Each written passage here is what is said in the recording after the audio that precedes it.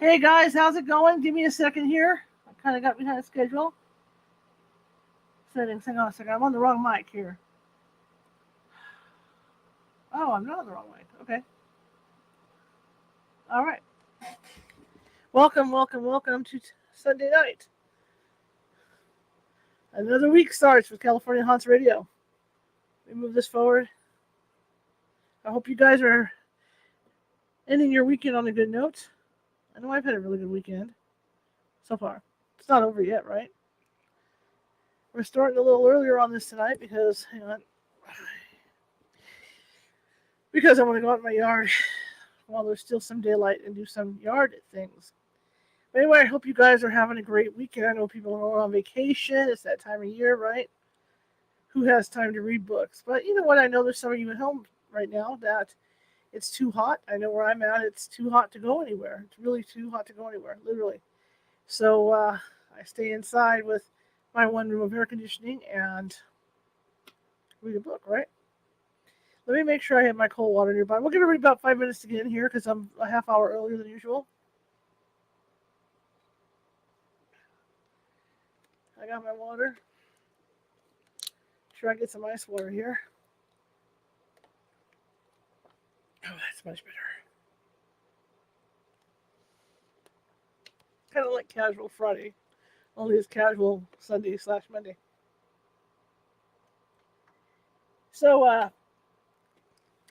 my name is Charlotte. I'm going to be your host for the next hour, and I'm also the owner of the California Haunts Paranormal Investigation Team based out of Sacramento, California. We're 45 strong, up and down the state of California, and that means that if you have a paranormal need, you can find us somewhere. I mean, we're within range, almost every county, and if we're not in your county, we can get to your county, so it's not an issue. Okay. Also, next Saturday at 7 p.m. Pacific, I'm going to be teaching a psychic development class, and it's a beginner psychic development class, basic, where you learn how to open and close that. What has stuff in my pockets? Open and close that psychic door, and I teach you how to do all that stuff, and I teach you, and we practice a little bit of ESP, a little bit of everything to see where your talents might lie. Let me do this a little bit. There, make my adjustment. To see where your talents might lie as far as your psychic abilities. Just wait out. Are you psychic? You think you're psychic? Maybe you're already psychic, but you want to know how to control that. Remember, once you open that psychic door, not only good comes in, but bad stuff can come in too. So what this class teaches you is how to control all that, so that you don't have that problem. All right. And I also teach you protection stuff. So yeah, you know. But anywho, that's going to be next Saturday at 7 p.m. Pacific. I'm going to be teaching that right here on StreamYard, actually. So whoever signs up, I'll send you links and all that stuff. And yeah. So go to the California Haunts, just type in California Haunts Meetup or California Haunts Paranormal Investigation Team Meetup. And you can get in there. It's over on the Meetup site where you can sign up. Anyway, tomorrow we're going to have a great show as well. We start out our regular great guest week tomorrow. Ivor Davis is going to be with us, and Ivor has spent a lot of time with a lot of movie stars and a lot of singers and stuff like that, and he's interviewed the Beatles, he's interviewed Elizabeth Taylor, and all kinds of people. And tomorrow, because Elvis week is coming up, obviously in August, and the fact that the Elvis movie's out, we're going to be talking to Ivor about Elvis. So this should be an interesting night. That'll be tomorrow at the usual time as well. We're going to continue. I see my internet's in bad humor today. Must be a lot of people online. We're going to continue with Lizzie Borden today, and she's already. We left her. We left off. Don't you hate when you have things hanging? Ow! Then you hit your elbow on something. We left Lizzie last week. She had done the deed, right? We were at that point where she had allegedly. We're going to say allegedly because the police haven't proved anything yet. So allegedly, she had done the deed to her stepmother and father, and the police had done an investigation. They spent the whole day in the house investigating, and they're still kind of coming around checking things out because they're realizing that Lizzie kind of tripped herself up on a couple stories that she's told to the police. You know, she's kind of changed things. So the funeral's coming up for for her parents, and the police are still really interested in what she has to say, and they're still interviewing people, whether the people are in her immediate family or whether they're like from stores or whoever might have come in contact with her, okay, or might have been in contact with the father. So they're checking everybody out right now to see what they can do. But it seems like as we read the book, they're getting more and more interested in Lizzie and what she did in her story, and why there's some holes in her story. So they're taking a closer look at Lizzie, and as of last weekend when we were reading the book, Lizzie was getting kind of irritated with it, because she started to realize that it wasn't going to be as cut and dry as she thought the investigation was going to be. It's more complicated than she thought. So now she's starting to get kind of edgy and nervous, as far as the investigation goes. So I think we're going to see more of that today as I'm reading. Okay, one more minute and we'll get in there. I just want to give everybody time to grab their dinner or whatever, and we can get rolling on this. So let me drink some more water. It is hot outside. I was out shopping for a while today and came back. I also was working out in my yard this earlier, like around 11 a.m. today. It was still hot. My gosh, it was hot. Put up my umbrella. Did some stuff out in my yard. But anyway, I will be your host for the next hour, and we're going to be reading. Let me open up my tablet. I always laugh about this, but if any of you want to buy me a new tablet, that'd be great. I've got a Venmo account, right? So let me put this down here. It's been charging up just for you guys. See, I've got my old, see all my tabs. No, it's not an iPad. It's a Galaxy Note 8. It's so old I can't even update it anymore, or accept updates. So I gotta take what I get with it. So we can start reading. And like I said, Lizzie, the investigation continues. Funeral's coming up for Lizzie, but the investigation into the deaths of her two parents, or father and stepmother, are continuing. And it's kind of looking to the police like Lizzie might have had something to do with it. So yeah, and she's starting to get kind of cold feet, get nervous about it. If you're watching from Facebook and you enjoy this Sunday reading, please hit that follow button. Especially if you're watching from California Haunts Ghostly Events, please hit that follow button. I'm looking for followers. If you're watching from Twitch, please hit that follow button. And if you're watching from YouTube, there's a little ghost down in the right-hand corner, bottom right-hand corner, that has a magnifying glass and a Sherlock Holmes hat on. Please hit that to subscribe. We have a lot of videos over there. I think more than 270 now of different topics. It's not only about ghost hunting and stuff like that. There's other topics on there as well. That I think there's a little something for everybody. I really do. Okay? All right. Looks like I got bit here, see? Because I was outside. Looks like I got bit this side too. Okay. So let me get on with this here. Okay. We're opening up the book. Give it a second. It's old like me.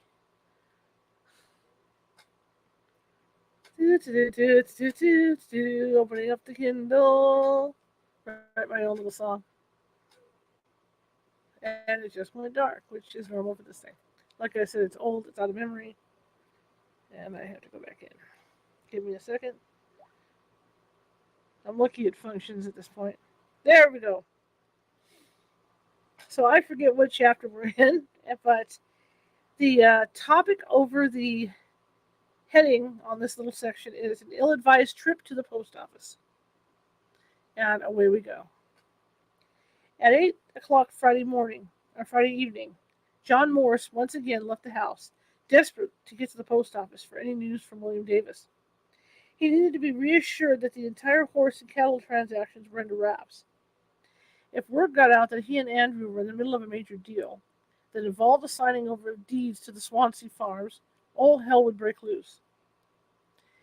It could be imagined Andrew backed out at the last minute, and John murdered him because of it.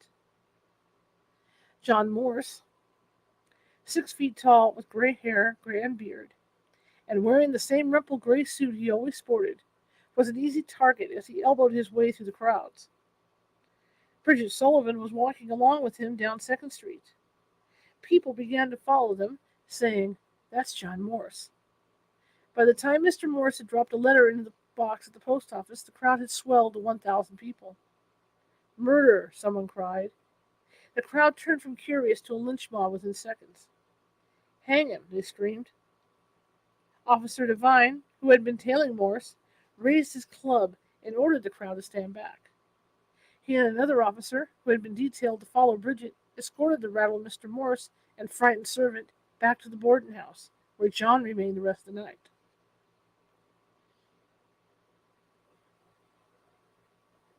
Next section, Andrew and Abby are prepared for burial. That evening, James Winward arrived at the Borden house. It was time to prepare the bodies for burial the next day.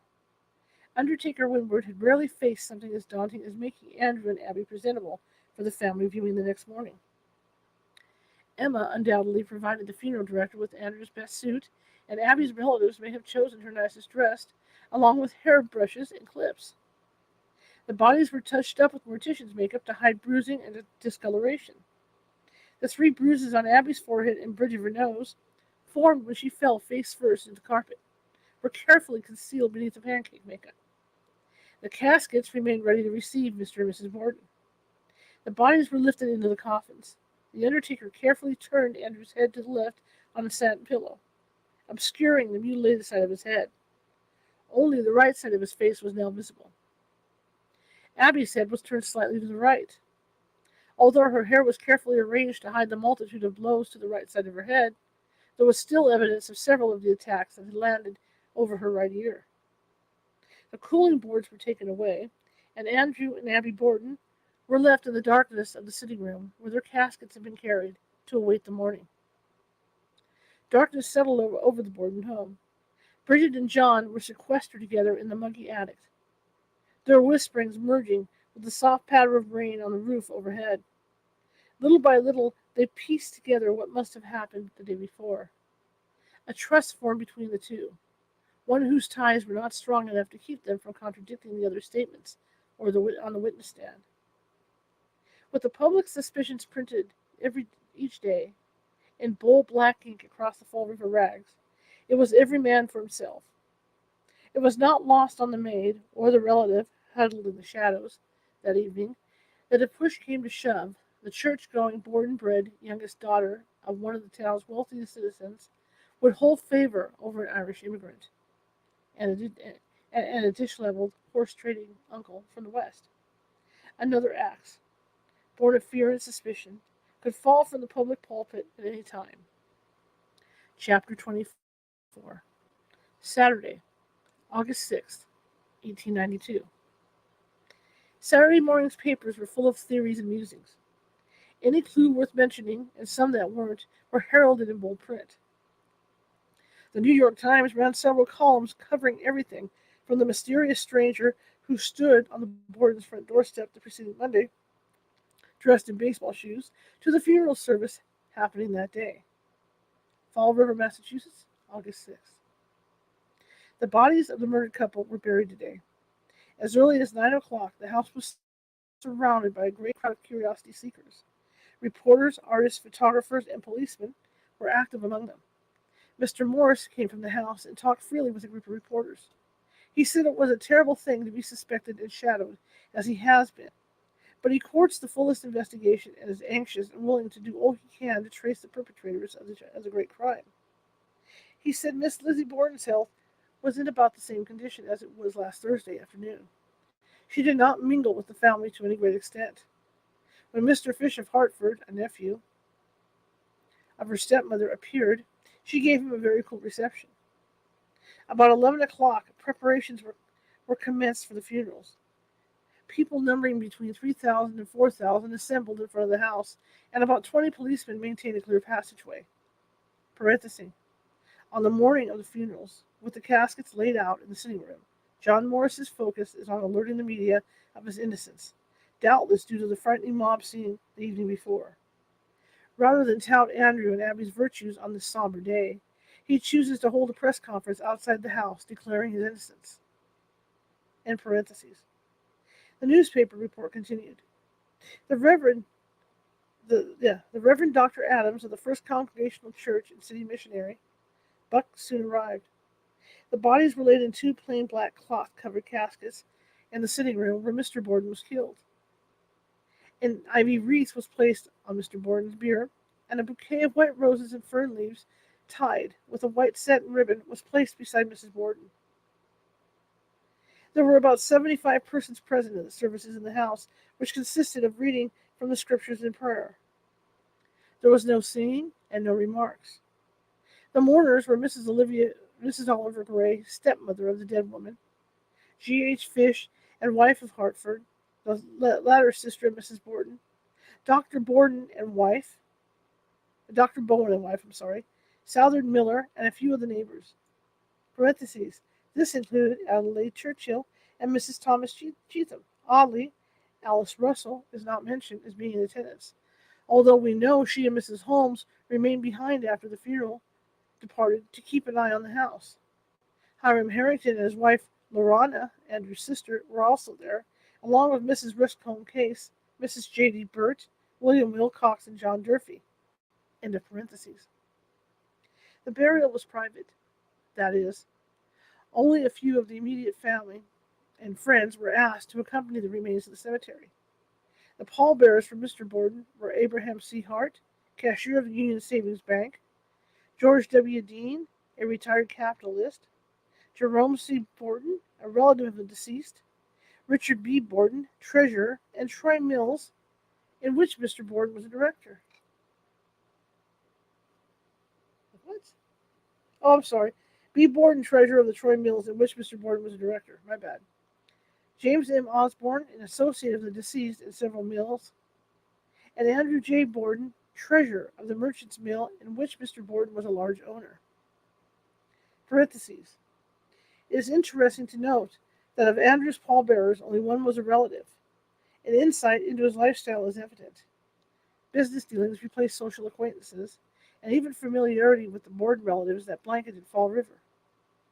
That John Morris was not one of the men who respectfully bore Andrew's casket to the hearse is worthy of note. End parentheses. The pallbearers for Mrs. Borden were James C. Eddy, Henry C. Buffington, Frank L. Alme, J. Henry Wells, Simeon B. Chase, and John H. Boone. As the procession wended its way along North Main Street, many old associates of Mr. Borden were seen to raise their hats. Miss Lizzie Borden and Miss Emma Borden were, of course, the principal mourners. Miss Lizzie went out of the house first, leaning on the undertaker's arm. Her nerves were completely unstrung, as was shown by the trembling of her body and the manner in which she bore down on her supporter. When she reached her carriage, she fell back exhausted on the cushions. Early Saturday morning, before the mourners arrived, Emma Borden and Mrs. Mariana Holmes scrubbed down as many of the blood spots on the parlor door and wallpaper as they could. Dr. Dolan testified that he gave precise orders that nothing was to be cleaned up in either of the murder rooms. John testified Emma did the cleaning of the parlor Saturday morning. She probably could not bear her father's funeral service being held in a room spattered with his blood for all to see. Some of the spots did remain. But by the time Dr. Dolan arrived that afternoon to take a closer look at the room, they were greatly diminished. Lizzie entered the sitting room early and had a private moment with her father as he lay in his open casket. Mrs. Holmes led her to the coffin and stood by as Lizzie wept, placing her hands on the casket. She leaned in and kissed her father. It was said that the casket of Andrew was closed during the services, while Abby's remained open. This is not substantiated. Whether Emma had a similar moment with her father is also not documented. If Andrew's small gold ring was indeed missing, it was a simple thing to hide, by the placement of his hands, or that the coffin lid may have hidden his body from the chest down. It is possible Emma chose not to see him, and only took Lizzie's word that he was buried with his ring. The Boston Globe wrote that Andrew's casket bore 3 heavy silver handles on each side, and on the lid the inscription, Andrew Borden, died August 4th, 1892, aged 70 years. The inscription on the other casket was confined to the deceased name and age. It is possible that Emma and Lizzie made the arrangements for their father's casket and floral arrangement, while Abby's may have been left to her stepmother and stepsister, Bertie. The flowers adorning Abby's of white roses, sweet pea, and fern were significant. Sweet pea represented simple pleasures and is often found in bridal bouquets.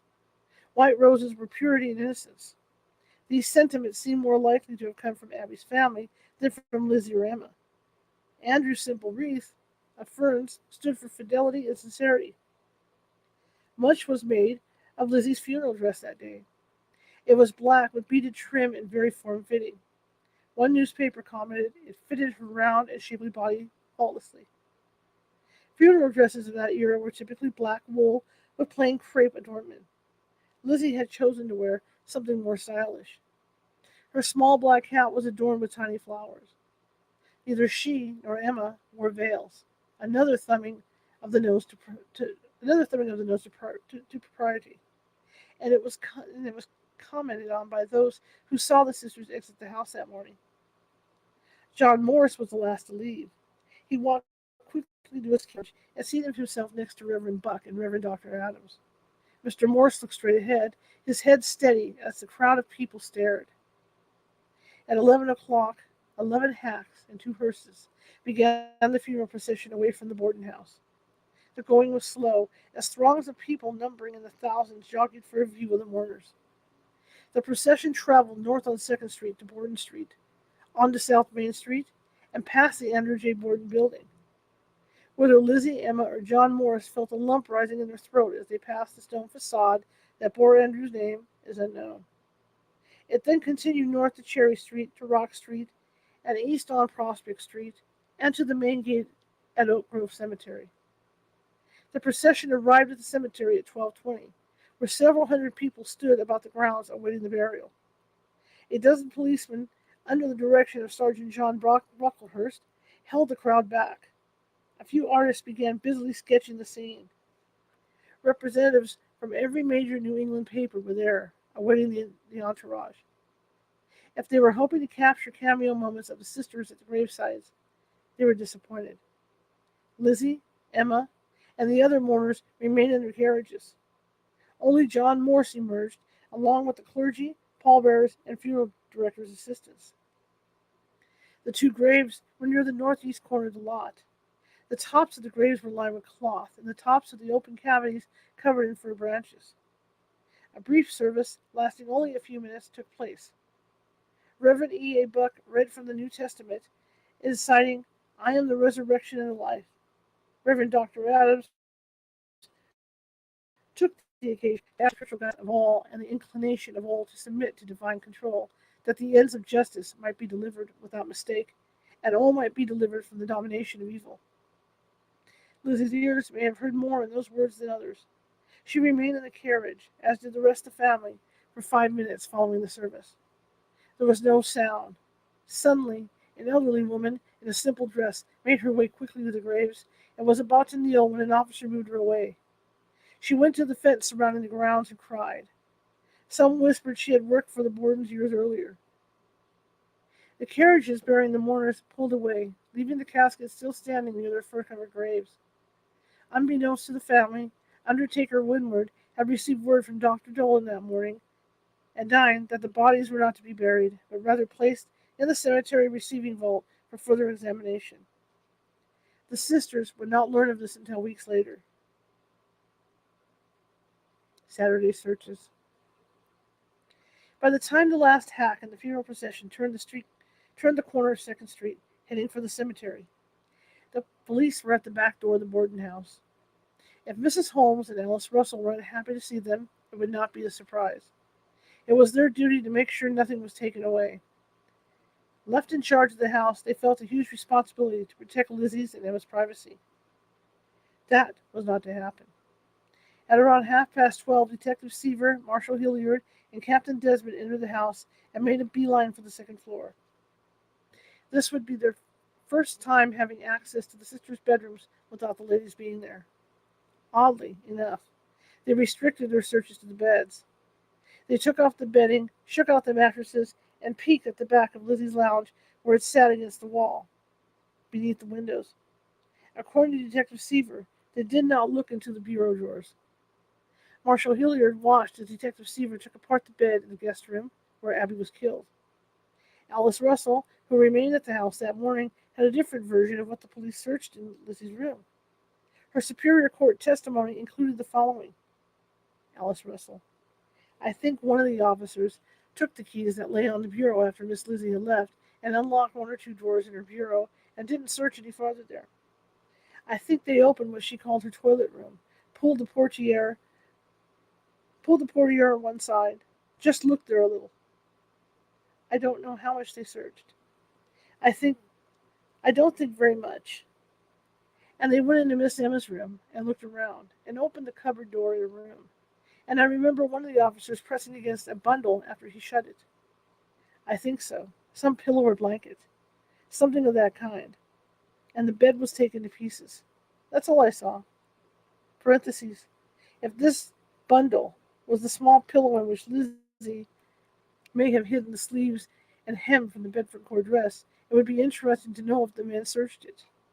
Had she removed the damning evidence earlier, realizing the men were going to continue returning to her room? Into parentheses. Marshal Hilliard was questioned about the search during the preliminary hearing. He too denies any knowledge of the bureau drawers being searched. He does say something interesting concerning the search. Hilliard: the search was made, and I went there after the funeral procession left the house and made a partial search of 3 rooms. Miss Lizzie's room, the room to the northward, which was Emma's room, and the front room, which is the guest room, upstairs. It may have been Officer Medley's report from his trip to New Bedford the day before that was handed to Marshal Hilliard. That report listed Lizzie as going into town alone to buy some cheap dress goods. The fact that the men limited themselves at the time of the morning search to just the bedding and looked in back of the lounge in Lizzie's room shows they were not looking for something bulky. Was it the dress goods they were searching for in an effort to validate her movements in New Bedford? Did they hope to find something hidden inside it? The police went away before the funeral party returned. Alice and Mariana Holmes may have hurriedly tried to make the 3 beds, so as not to upset the sisters, especially Lizzie, who was showing strain. There is no mention of the hours between 12:50, when it is likely the family returned home, and 3 p.m. that afternoon. If the customary tradition of bringing food to the house was carried out, there was no mention of it. This was an unusual funeral, to say the least. The couple had been brutally murdered in the house, something much different than the usual death. The walls were still speckled with blood, and the dining room had been used as a mortician's laboratory. Perhaps the serving of food to guests would have been in poor taste. The mysterious club. Alice Russell testified during the coroner's inquest that something on Saturday morning frightened her. She told Attorney Knowlton the following. Alice: the morning of the funeral, I went out to do some errands, sometime between 9 and 10. And when I came back, my hair was tumbled, and I took my dress waist off and combed my hair. When I had gotten through, I put my waist on again and had nearly finished it. And I turned and I saw something in under the bed that frightened me almost to pieces. It was a big stick. That, I think, it was something that their father kept in the house. It was at the head of the bed, plainly visible. I saw the end of it. It was not out from under the bed at all. I could see it a little way under the bed. I told Detective Hancock, and he asked Emma. I don't think the girl knew anything about that. I found it. I was terribly alarmed, because I felt as if in some way it implicated me. I had not seen it there before, and I should think I would have. Alice called Officer Hyde and pointed it out to him. It was subsequently handed over to Marshal Hilliard. Parentheses. Officer Doherty, Molly Lee, and Mr. Fleet looked under Abby and Andrew's bed the day of the murders and saw nothing. Other officers looked over the room as well. When was the club placed there? Who would have done so? One thought is this. The club is first seen on the day of the funeral. Lizzie's bed had not been searched up to that day. Had the stick been secreted beneath her mattress for some reason? Knowing as soon as she left for the funeral the police would probably search her room, Had she tossed it beneath her father's bed? Was it her intention to scare Alice into leaving so that she could have some privacy and dispose of the Bedford cord she had been wearing for 3 days beneath her outer clothing? Or was it just to get rid of it, rather than be found with a club large enough to bash someone's head in, hidden in her bed? Alice said she was gone from 9 to 10 that morning. Lizzie did not leave with the funeral procession until after 11. At 3, the police were back. It appears quite callous on the surface after all. The sisters had just buried their parents, or so they thought. Through the side door came Marshal Hilliard, Assistant Marshal Fleet, Andrew Jennings, Dr. Dolan, Captain Desmond, and State Detective Seaver. They headed directly for the attic. Marshal Hilliard stated that we commenced in the top of the house, what I should call the attic rooms. We searched the whole landing clear through.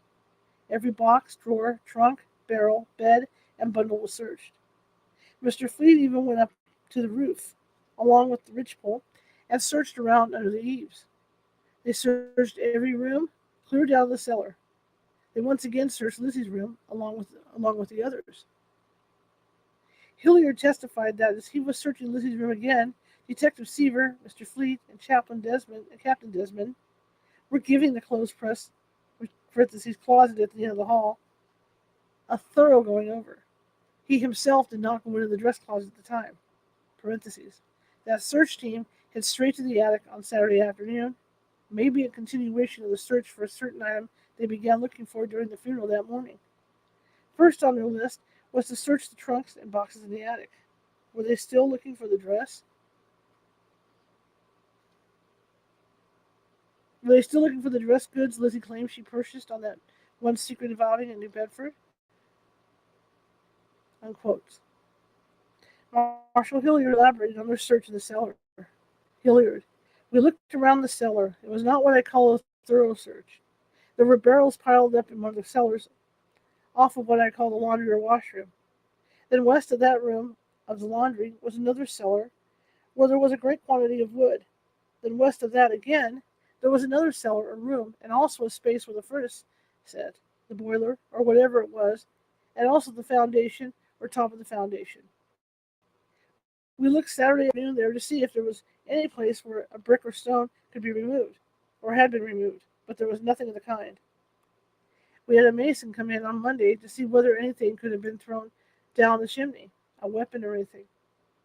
Parentheses. Have the police found Lizzie's loose brick in her fireplace and wondered if a weapon could have dropped down inside the flue? Obviously, nobody was going to climb up on the roof and pitch it down from the chimney openings. It could be tossed up the flue opening, but it would have to turn a right angle to go down.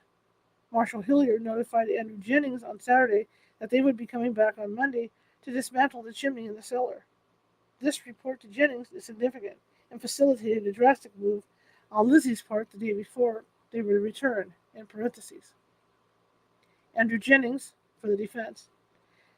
Take the search of Saturday as to whether you received any assistance or information that you requested from the girls in the house there.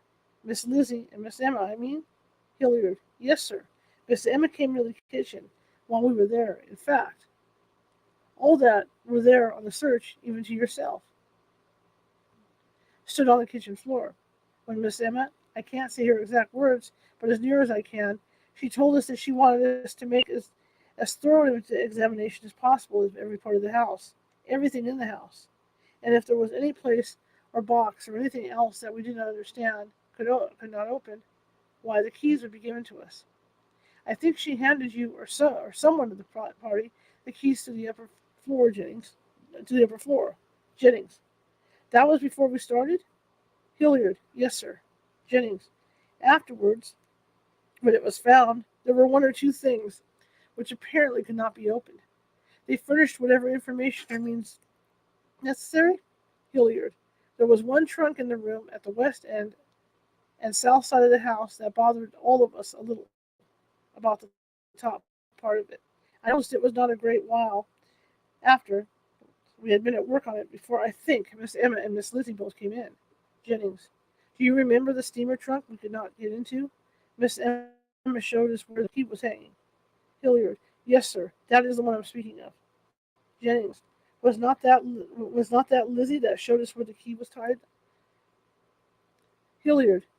That I could not say. It was one or the other, which I won't say. Jennings. They both came there to explain the thing to us so we could get into it? So far as you know, in any and all these searches, did there appear to be any attempt on their part to obstruct you or hinder you in any way in making a full examination of the house? Hilliard. Not that I am aware of, sir. Jennings. On the day of the search, Saturday, what was delivered to you? Hilliard. A dress. Jennings. What kind of a dress? Hilliard. A dress skirt with a blue figure in it. It was blue ground with a white figure, similar to a navy blue collar. The dress waist, perhaps part of it in the front, was loose. There was also a white underskirt with a pinhead spot size of blood. Jennings. Was there any was there anything else given to you that day, Marshal? Hilliard. Yes, sir. There was, I think, a lounge cover that was taken from the dining room. Parentheses. The lounge cover may have had blood on it from Abby's autopsy, and the sisters wanted it removed.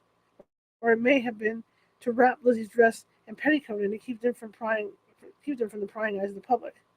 In parentheses.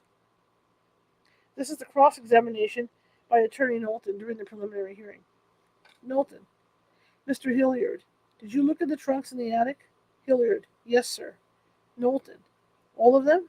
Hilliard. Yes, sir. Knowlton. Did you examine their contents? Hilliard. Yes, sir. Knowlton.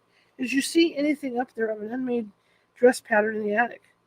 Hilliard. Well, some of the trunks that I looked into, but I did not look into all of them. I did not, to my recollection, see any dress pattern in any of the trunks I saw. Knowlton. What other officer looked into the trunks in the attic besides you? Hilliard. I think Mr. Seaver. I'm not sure. But what Mr. Fleet did, I think Mr. Desmond. Okay, Knowlton. Have you been to inquire for a dress pattern since? Hilliard. I have not. But under my orders, other officers have. Knowlton. Who did go? Hilliard. Mr. Fleet. Knowlton. Have you been able to get the dress pattern or any dress pattern? Hilliard. No, sir. Knowlton. When was it you sent for it? Hilliard. I think the first officer that went there was Mr. Medley. After that, I am pretty positive I sent Assistant Marshal Fleet. Week before last, I think, was the first time the officers went there. I think Mr. Fleet was there a week ago, last Saturday night. I think he was there some day, the first part of the week. Of last week. Knowlton. And you have not got it? Hilliard. No, sir. Knowlton. I now call for it, Brother Jennings, and ask for you to bring it. Not now, but this afternoon. Detective Seaver was questioned shortly after Marshal Hilliard. Only the short testimony of Dr. Lerner separated the two police officers. The dress pattern was once again addressed. Knowlton. Did you see anything of a dress pattern not made up there? Seaver. No, sir. Knowlton. Did you see the trunks Mr. Fleet looked into? Did you look into the contents of them? Seaver. I did not. Knowlton. You did not find any dress pattern at all up there in the garret? Seaver. Not up there. Knowlton. How many trunks were up there? Seaver. I couldn't tell you. 3 or 4. Parentheses. The interesting thing here is that the policemen are looking for a dress pattern. Officer Medley's report from his trip to New Bedford to follow up on Lizzie's time spent there, 9 days before the murders, clearly states that Lizzie went into town alone to buy a piece of dress goods of cheap material. That indicates it was a fabric Lizzie bought, not a dress pattern. The definition of dress goods is lightweight fabric, usually cotton or calico. Did the officers, being men, assume Medley's report that Lizzie bought some dress goods, assumed it was a dress pattern? It is also significant that the first man who went in to search for the pattern was Officer Medley. Knowlton repeatedly asked if the officers found any dress patterns, not already made up, cut up and formally used to make a dress. When he asked Lizzie about the dress pattern during her inquest testimony, she showed surprise that he asked about a dress pattern and not fabric, and she quickly takes advantage of it, in parentheses. A portion of Lizzie Borden's inquest testimony, Attorney Knowlton. Is there anything you would like to correct? in your previous testimony. Lizzie, no, sir. Knowlton, did you buy a dress pattern in Bedford? Lizzie, a dress pattern? Parentheses, she is surprised at the question. Knowlton, yes. Lizzie, I think I did. Knowlton, where is it? Is it home? Knowlton, we're at home. Parentheses, the searchers found no pattern. Lizzie, we're at home? Parentheses, buying time to think. Knowlton, please. Lizzie, it is in a trunk. Knowlton, in your room? Lizzie, no, sir, in the attic. Knowlton, not made up? Lizzie, oh, no, sir. Knowlton, where did you buy it? Lizzie, I don't know the name of the store. Knowlton, on the principal street there? Lizzie, I think it was on the street that Hutchinson's bookstore is on. I'm not positive. Knowlton, what kind of a one was it, please? Lizzie, it was a pink stripe and white stripe, and a blue stripe quartered gingham. Lizzie, parentheses, Lizzie, who anchors all of her lives to physical objects, has just described the dresses made for her in the spring by Mrs. Raymond. Attorney Knowlton may not yet be aware of that fact, as this is the initial inquest, and Mrs. Raymond was not called until a year later for the Superior Court trial to appear on behalf of the defense. Lizzie's mind must have been racing, knowing if they do find the dress pattern she just described, they will find it had already been made up. Lizzie pulls out the name of the store in which she undoubtedly spends a good deal of time in New Bedford, Hutchinson's Books. Her love of books was well known. She may have simply grabbed some cheap fabric from a store and took no notice on her way back to Mrs. Poole's, to show what she had been doing during her time away. This fabric would be turned into a loose-fitting dress. Yet, the dress pattern is not found during the Saturday search preceding the inquest. Did Mrs. Raymond, the dressmaker, keep patterns after she made the dresses for her customers in case repairs were needed? It seems odd the men don't find a dress pattern of any kind in the house. Detective Seaver's response to Knowlton's question, "We did not find any dress pattern at all up there in the garret," is strange. Seaver answers, "Not up there. Does that mean they did not find one elsewhere?" When Knowlton asks Hilliard the date an officer was sent to ask for the pattern, he says, "A week ago, last Saturday." That would be August 20th. Based on his date of testifying at the preliminary hearing, Lizzie is under arrest at that time and sitting in the Taunton jail, which means the request was put to Emma. Hilliard sends Fleet again early the next week to ask for the pattern. The preliminary hearing was scheduled to begin August 22nd, a Monday, which coincides with the date Fleet returned to the house. He seems desperate to secure the dress pattern for the hearing. As it turns out, the preliminary hearing is postponed by Knowlton, stating he is not in possession of all the evidence he needs. This incident will play out in the matron's rooms at the courthouse on the day before the hearing begins, and a showdown between Lizzie and Emma. After Detective Seaver leaves the stand during the preliminary hearing, two other witnesses are called, John Donnelly and Dr. Draper. Dr. Draper is questioned to some length. He is followed by Dr. Handy. An hour or 2 hours has now passed since Attorney Knowlton has asked for the dress pattern to be produced. Halfway through the interrogation of Dr. Handy, during the redirect, Attorney Knowlton interrupts the procedure. He has been handed the dress pattern. He says, "I made some public allusion to the dress pattern. I am satisfied that this is the dress pattern, so that whatever may have been supposed to have been the case is out of it. I say that in justice to the defendant. I thought to say, I never supposed there was anything about it. I simply wanted to see it, that's all. As Alice would say, curiouser and curiouser. It appears the dress pattern has miraculously appeared after it could not be located at the house. During a detailed search on several in the case. Search on several occasions. Did Jennings have it all along? Did Lizzie or Emma send someone out to buy the exact pattern to have on hand in case the prosecution wanted it? Or to pick up the one they used from Mrs. Raymond and replace the used patterns inside of the new ones from a different pattern? Ones that were unmade. Surely No man would look farther than the cover of the envelope to see what the dress pictures to see that the dress pictures matched the one she described, and to peek inside to see the patterns had not yet been cut. The mystery remains. What pattern was handed to Attorney Knowlton during Dr. Henry's testimony? If he looked inside, he must have seen a new pattern not made up, and was satisfied. Or, if he did find a used pattern, he may have realized it did him no good. He would not have another shot at Lizzie to ask her about it. She testified only once at the inquest.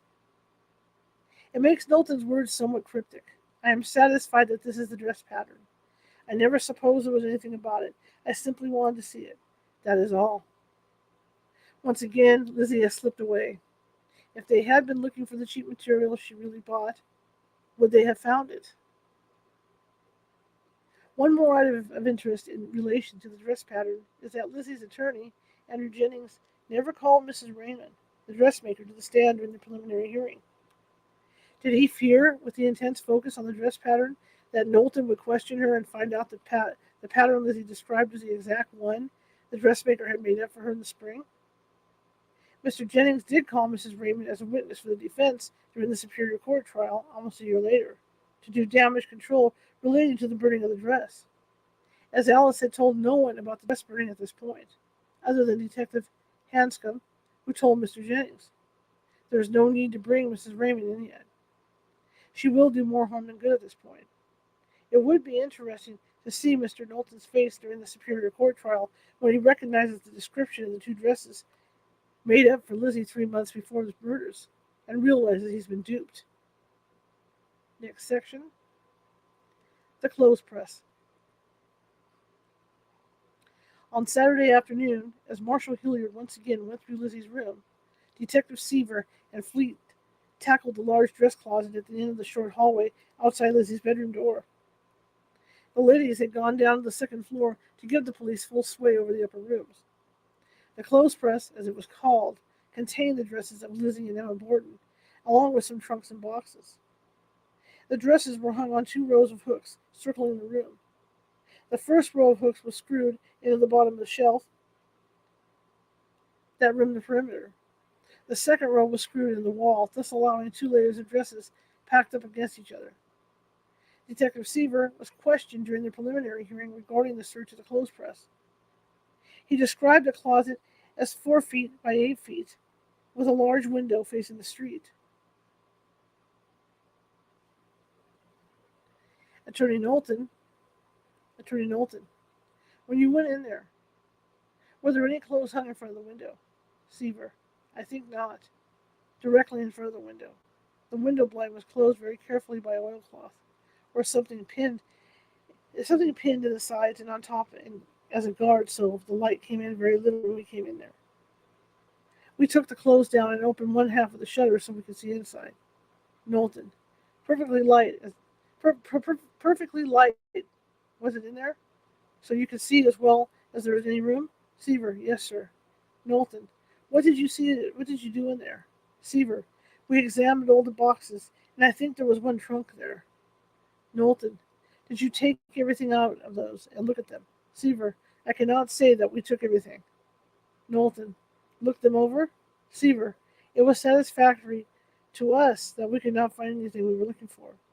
Knowlton, did you examine all the dresses in there? Seaver, we examined about all the dresses. I think there was 1 or 2 silk dresses I did not particularly look at. I looked at the common dresses, the woolen dresses there. There were 2 dresses I did not examine. They were silk dresses. I did not think it was necessary to examine those. Knowlton, every other dress you examined? Examined carefully with a view to determine whether there was blood on them or not? Seaver, yes, sir. That is what we were looking for. Knowlton, you found none? Seaver, no, sir. Parentheses. The 2 overlooked silk dresses could have provided a hiding place for a dress to be placed inside of one, and both then suspended it from a peg. Saturday, there is nothing to hide there, as Lizzie is once again wearing the 2 dresses from. Saturday. Okay, sorry about that. Saturday, there is nothing to hide there, as Lizzie is once again wearing the 2 dresses from the day of the murders. In parentheses. By 6 p.m., the searchers called it quits. Dr. Dolan admitted to Emma Borden they had done everything but rip the wallpaper from the wall and tear up the carpet. Marshal Hilliard went one better. He declared the searching completed. They would be back Monday to do some masonry work in the basement, but he gave Emma the impression the searching of the rest of the house was done. Topic: the Mellon House. On Saturday morning, as the funeral of the Bordens was underway, a stranger rolled into Fall River. He checked into the Mellon House, the Spindle City's finest hotel, and in the central location of town. His name was Superintendent O.M. Hanscom of the Boston office of the Pinkerton Detective Agency. He was not there on behalf of the mayor or the marshal. Word quickly spread the prestigious detective had been hired by the Borden sisters. Mr. Hanscom arrived at the Borden home that Saturday afternoon, and along with Mr. Jennings, sat in consultation with Lizzie and Ed for about 2 hours. John Morse's whereabouts are unknown. Detective Hanscom remained in Fall River for 2 days, running down leads and questioning the sisters along with Alice Russell.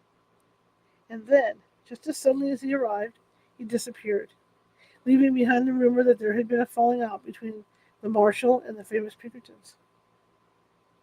The Mellon House would be home to more than just Detective Hanscom that day. Marshal Hilliard was up against the wall. The newspapers were impaling him in his force for not making an arrest in the murders. Public opinion was that if Lizzie had been a poor girl and not a rich Borden, she would already be in jail. He needed advice. After all the searching and gathering of clues, Marshal Hilliard and his officers decided the case was important enough to call in the district attorney, Hosea Knowlton, of New Bedford, Massachusetts. He arrived from his home in New Bedford Saturday and attended a short consultation at police headquarters. The gentlemen then agreed to meet in a private room at the Mellon House later that afternoon to go over what they had so far in the case. According to Edwin Porter, the police reported for the Fall River Globe, the following happened within the walls of the Mellon House private room parlor B. The marshal took all the evidence which he had collected in the shape of notes, papers, etc., together with other documents bearing on the case, into the room with the five-man closeted there. District Attorney Knowlton, State Officer Seaver, Mayor Coughlin, and Dr. Dolan. At the close of the conference, the district attorney advised the officers to proceed with the utmost caution, and was extremely conservative in the conclusions he found. At that time, he had not been made acquainted with all the details. Quote, at the Mellon House consultation, the same caution was observed. The quintet were working on one of the most remarkable criminal records in history, and were obliged to proceed slowly. Marshal Hilliard began at the beginning and continued to the end. He was assisted in the explanation by the mayor and the medical examiner. Mr. Seaver listened. There were details almost without end, and all of them were picked to pieces and viewed in every conceivable light. Considerable new evidence was introduced, and then the testimony of the officers not present was submitted, which showed Miss Lizzie Borden might have been mistaken in one important particular. The marshal informed the district attorney that the murder had occurred between 10 minutes of 11 and 13 minutes after 11 on Thursday morning. The time was as accurate as they could get, and they had spared no pains to fix it. The marshal, medical examiner, and mayor then carefully rehearsed step by step the summoning of Dr. Bowen, who was not at home when the murder was committed, and his ghastly discovery on the second floor. No theory other than Mrs. Borden was murdered first was retained. Miss Lizzie Borden's demeanor during the many interviews which the police had with her was described at length, and the story of John V. Morse's whereabouts was retold. The missing note, the failure to find anyone who had sent it or been to the house, the lack of footprints in the barn loft, and the inconsistencies of Lizzie's stories were gone over in painstaking detail. After this extended conference of the highest authorities in the country, it was given out that the district attorney was much pleased with the work of the police, and that an inquest would be held immediately before Judge Josiah C. Blaisdell of the Second District Court of Bristol, which is in Fall River Court. Next section. Are you suspected? You are suspected. As the long day drew to a close, the few people remaining within the walls of the Borden house sifted through their individual thoughts. Lizzie was once again wearing the blue calico dress she had worn the afternoon of the murders, and throughout the day before on Friday. If it seemed strange to those around her that she remained so attired, it is unknown. The Bedford cord, devoid of any sleeves and hemline, was still beneath the blue calico she was wearing. She had worn it out of the house, concealed under her black dress with the beaded trim that day. She had kept her arms crossed before her as she left the house for the funeral, leaning heavily on the arm of the undertaker. At the ceremony, she remained seated in the carriage. The black dress was snug, as she feared her secret would be exposed at any minute. The weight of the Bedford cord and the constant reminder from the bloodstains that spotted the fabric had taken their toll. She needed desperately to be rid of it. To do that, she needed some privacy. By 7:30 Saturday evening, two of the three women in the house may have been feeling a sense of relief. The searches had been thorough and nerve-wracking, and the funeral an ordeal. But the marshal said the searches were over, all but the cellar chimneys. The family was still in shock at the number of people who had crammed the streets to the cemetery. You would have thought a United States president had died. For Lizzie, the searches of her room meant only one thing. They suspected her. Why else would they tear apart the beds in the upper rooms? No murderer would have been able to access her room, as it was always locked. She had told the police that. And the questions, so many questions. She felt as if a noose was tightening around her neck, as if in some ironic manifestations of her feelings of doom, a knock came at the door. It was 15 minutes to 8. Still light outside, but too late for normal callers. Emma opened the door and found Marshal Hilliard standing there, along with Mayor John Coughlin. Excuse me.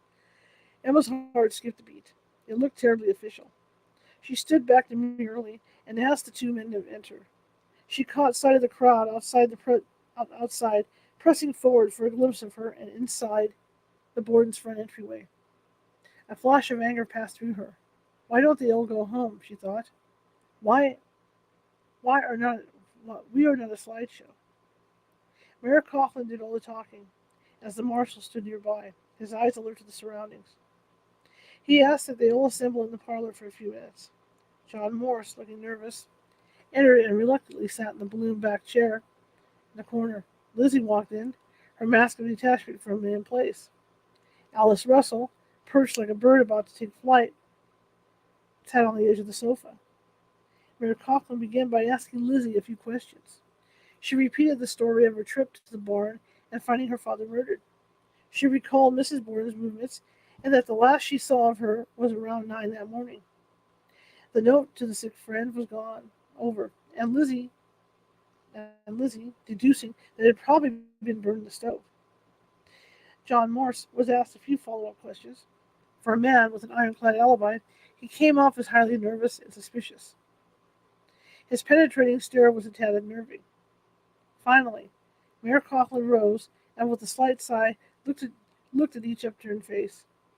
I have a request to make of the family, he said, and that is that you remain in the house for a few days, as I believe it would be better for all concerned. Excuse me. Why? Lizzie blurted out. Is there anybody in this house suspected? The mayor may have looked surprised at this sudden outburst. After a brief pause, he said, well, perhaps Mr. Morse can answer that question better than I, as his experience last night perhaps would justify him in the inference that somebody in this house was suspected. Lizzie's eyes flashed. She would not be mollified by such an obvious evasion. I want to know the truth, she demanded. Emma shot her a glance. Mayor Coughlin looked to Marshal Hilliard, who, remembering the district attorney's words to tread lightly, looked for an answer. I want to know the truth, Lizzie said again, more forcefully. Before Marshal Hilliard could stop him, the mayor made a huge mistake. Well, Miss Borden, Mayor Coughlin said, I regret to answer, but I must answer yes. You are suspected. Marshal Hilliard flinched. The room became deadly quiet, and all eyes were on Lizzie. We have tried to keep it from her as long as we could, Emma said, her voice tremulous. The color rising to Lily's cheeks was as indicative of a storm coming as a sudden gust of wind. Well, Lily said, standing and facing the mirror, I'm ready to go any time. The gauntlet was thrown down, not for the last time, and yet would follow. The marshal and mayor were completely taken aback. This woman was incredible. They had never seen anything like her. Either she was entirely confident of her innocence, or she was admitting guilt and wanted to get it over with. After an awkward silence, the men took their hats, excused themselves for interrupting the sisters' evening after such an ordeal as the one they had been through that day, and exited the room. Just as the mayor had reached the entryway, he turned back and said, as the crowds become too much, please inform the officers. I shall see that you receive all the protection that the police department can afford. Emma walked them to the door and said, Of course, we want to do everything we can in this matter. The courteous exchange that had just occurred obscured the real meaning of the warning. Mayor Coughlin had just delivered. They were all essentially under house arrest.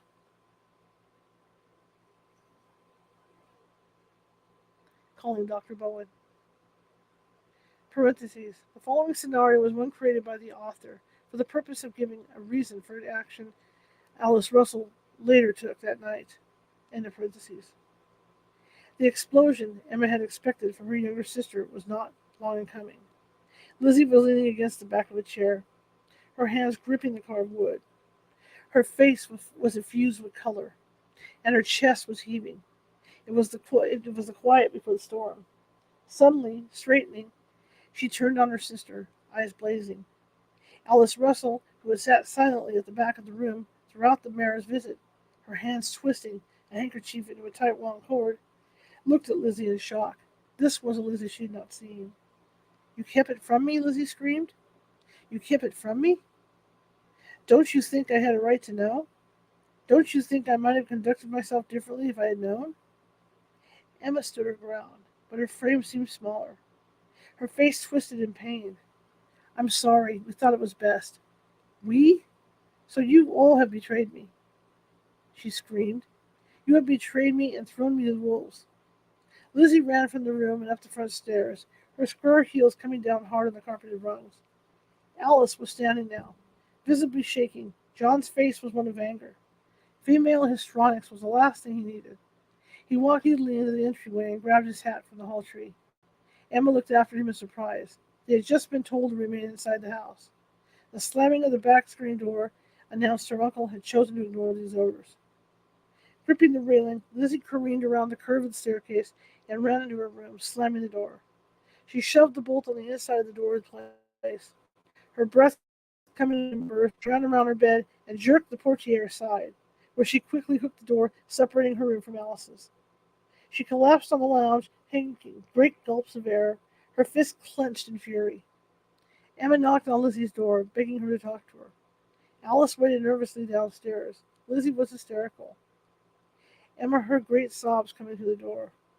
After several attempts to calm her sister, she came downstairs and asked Alice to go across the street for Dr. Bowen.